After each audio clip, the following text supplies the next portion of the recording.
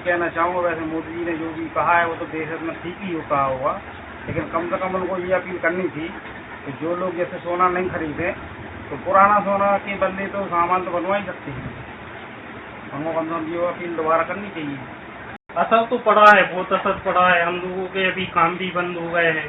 अभी जो चलते थे तो अब मतलब बहुत कम चल रहे हैं। तो ये तो सीजन में काफी काम रहता होगा। हाँ, सीजन में काफी काम रहता है। अभी क्या स्थिति है सोने का? हाँ, तो अभी नहीं है काम? अभी नहीं है।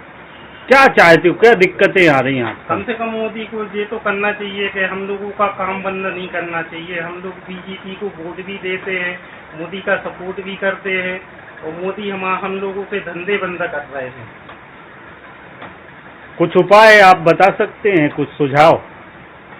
अब उपाय तो यही है कि हम छोटे कारीगर हैं, हम लोगों का मोदी ने पूरा काम ही बंद कर दिया है। ये बात बिल्कुल सही है कि दूबरे और दो असार, ये कहावत इस समय सराफा बाजार में जो है वो चरितार्थ होती दिख रही है।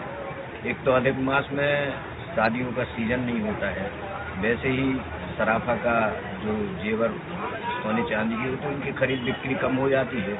साथ में माननीय प्रधानमंत्री नरेंद्र मोदी जी ने देश की अर्थव्यवस्था, डगमगाती अर्थव्यवस्था और रुपये के अवमूल्यन को रोकने के लिए जो ऐसी वस्तुएं हैं जिसमें सोना भी शामिल है, डीजल, पेट्रोल, गैस और अन्य कई चीजें ऐसी शामिल हैं जो हम विदेशों से आयात करते हैं, उसके कारण हमारे जो डॉलर की कीमत है उसमें गिरावट आती है, उसमें रुपये की कीमत में गिरावट आती है। तो माननीय प्रधानमंत्री जी ने कहा है कि अपील जो की है उससे निश्चित रूप से बड़ा फर्क पड़ा है।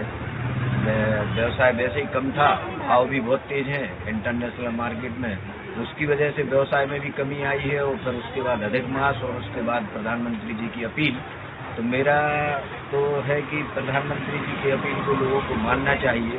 लेकिन दूसरी तरफ मेरा सरकार से एक निवेदन भी है कि हम कुछ ऐसा रास्ता निकालें।